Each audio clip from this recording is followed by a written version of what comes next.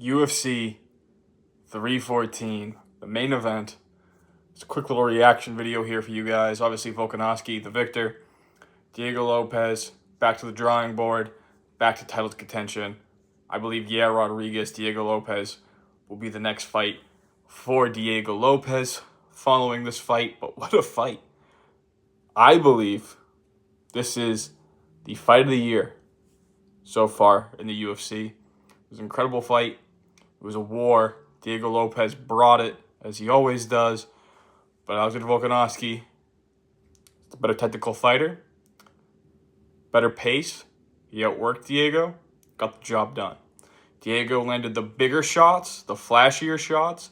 Obviously, Volk had to react more because Diego is very powerful, and he was loading up for that home run knockout shot. What Diego didn't do was grapple, which kind of surprised me, as I thought Diego, basically on paper, has a better ground game than Alexander Volkanovski. He's a submission artist, great jiu-jitsu, probably the best jiu-jitsu in the featherweight division. I think that's a really interesting that he avoided that entirely. He didn't use leg kicks, as was pointed out on the broadcast several times by Joe Rogan and Daniel Cormier. I did think Diego Lopes brought a lot of pressure for all 5 rounds. Like I said, that cardio is not a problem for Diego Lopes, and we learned that for certain. He is a 5-round fighter. But he didn't explode off the bat like he normally does, like he did against Brian Ortega. And I thought that was interesting. Maybe he was conserving energy, knowing that it was a 5-round fight. But, I do think Diego Lopes looked really good in there tonight. But obviously, the night belonged to Alexander Volkanovski. And hats off to him.